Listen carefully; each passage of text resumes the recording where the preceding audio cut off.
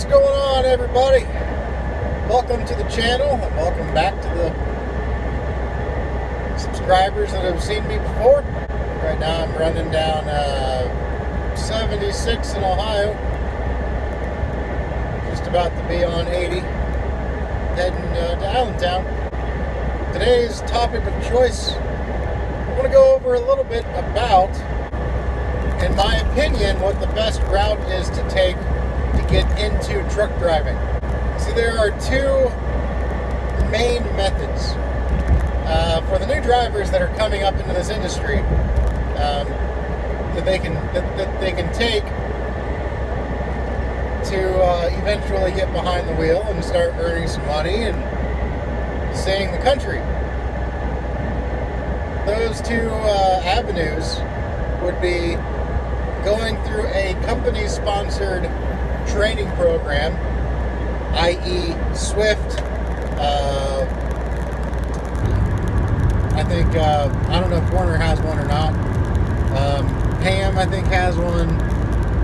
You know, a lot of these bigger companies, probably CR England, Prime, you know, they have company-sponsored training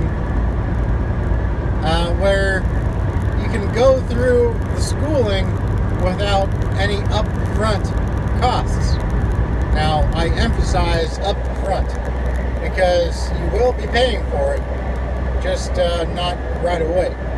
And then there's also the standalone schooling, you know, such as like Roadmasters, and there's some community colleges that have truck driving courses, and you pay for those up front, but you might be able to get some sort of financial aid to pay for those, just like you would any other college course, depending on your income level. And, you know, those are the two main routes. Personally, and this is the way that I went, the best way to go, if you can make it, if you can afford it, is to go through a what I call a standalone truck driving school that is not sponsored by anybody. Now, here's the reasoning for that. See, now this fit. Whenever I give these kinds of videos, it's going to be my opinion, and it's going to be my experience. So I'm obviously going to have a bias leaning one way or the other. I went through, like I said, what I call a standalone trucking school. I went through Clark State University, which is a community college in Springfield, Ohio.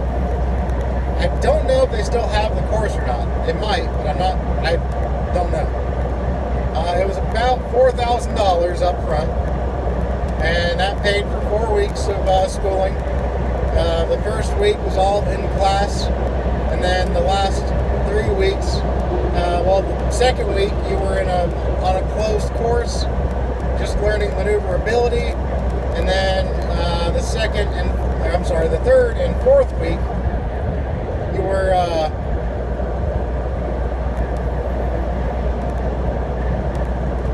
on the road, learning how to shift, double clutch, all that fun stuff. Because back then we were still learning with a standard transmission, which a lot of schools do still teach standard transmissions. And that's something else, and that's another point that I want to make, is make sure whatever school you go to, you find one that teaches with a standard transmission. Because if you go to one that has an automatic transmission, that will actually hinder your ability to get a job afterwards, because nobody will hire you without the experience of driving a clutch. I believe anymore, I could be wrong, but I believe it's going to reflect that on your actual CDL, that you did not have training with a standard transmission truck. Could be wrong, but I do know though that it will inevitably hinder, like I said, your ability to find a good job, because you'll have to be restricted to just automatic semis. So what I did was I got lucky. I'll just come right out and say it. I got extremely lucky. I used to work before I drove a truck. I worked in a warehouse, just running a forklift. 12-hour shifts, and I was obviously a lot younger, 21, somewhere around there, and I wanted to do something better. I wanted to make more money. I knew I was going to be raising a family one day, and I knew I wanted to have a little bit of a cushion in the bank account,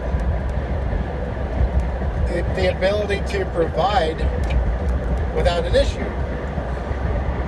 But anyway, I was watching an episode of Ice Road Truckers, and I don't know what it was, but something about, it was the first season of Ice Road Truckers, and I still remember, this sounds so stupid, but I still remember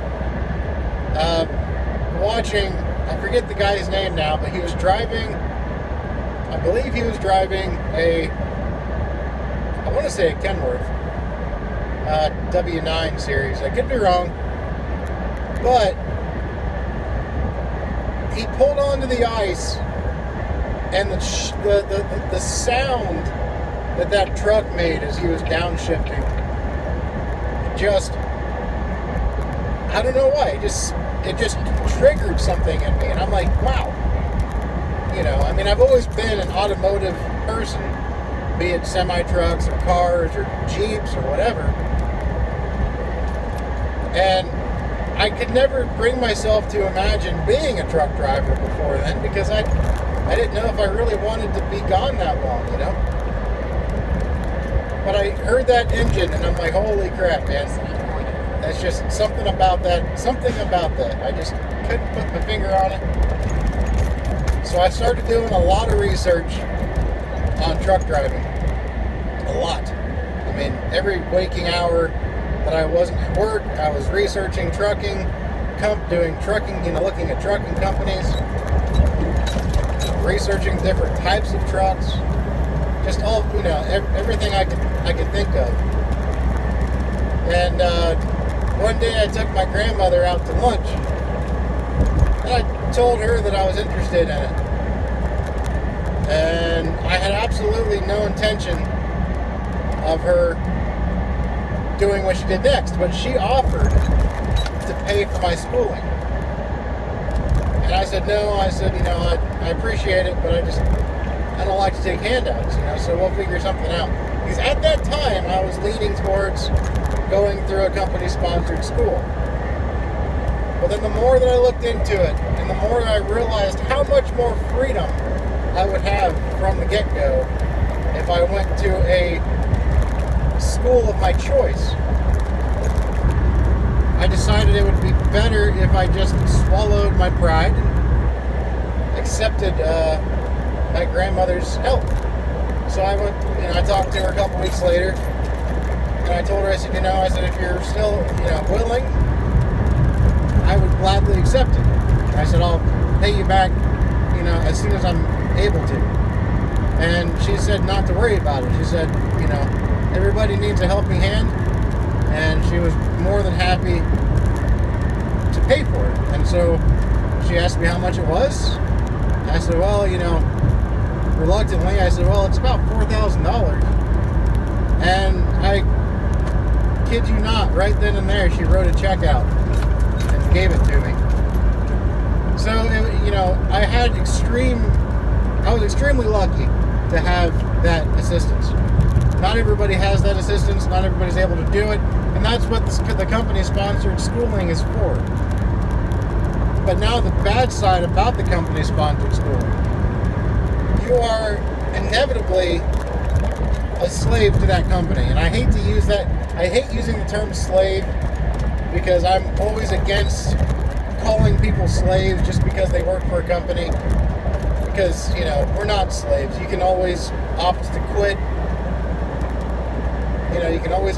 You always have a choice. I feel like calling calling anybody in the United States today a slave, to me, is an insult to actual slaves.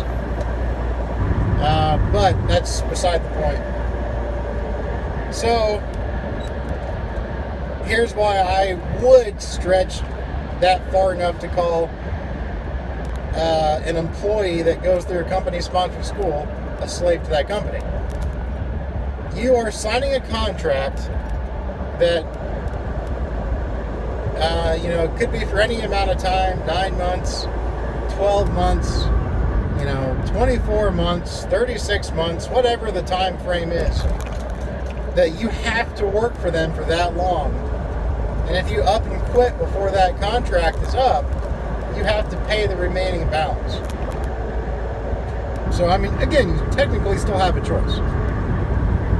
But, you cannot just, if you don't like how they're treating you, and they know this, which is why a lot of times you're going to be treated like the bottom of the barrel as a new driver, and they know that you're at their mercy. So they will not necessarily treat you with the most respect, that you probably think you should have. Simply as a human being, not as a new truck driver, but simply as a person. And like I said, they will take advantage of that. So that right there is the sole reason why, in my opinion, you should at least see if you can afford to go through your own choice of a school. And then, once you do that, the sky's the limit. You can go anywhere that will hire a new driver. And after a year, you're not under a contract. So after you've gotten your foot in the door and you've got a year of experience or more, I put 2 years of experience in with my first company, even though it paid absolute crap. But I wanted to go ahead and, I really had no bills at the time. So I figured, I might as well just put in my time here, get it out of the way, and then I can go anywhere I want to afterwards. And I did. And, but it was nice not having to be, not having to work somewhere solely to pay off a debt that you accrued while, being taught how to drive the truck.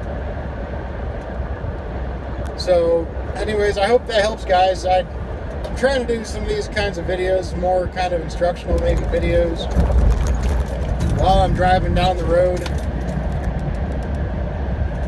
Give you a little sight of what I'm seeing, and a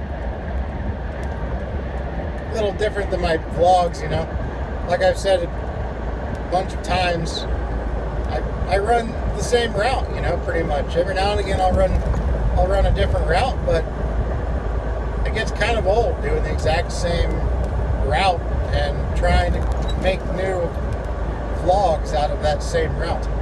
And this is obviously just for the new drivers that are, want to come up into the trucking industry. Because obviously, if you're a truck driver now, you already went through the necessary steps.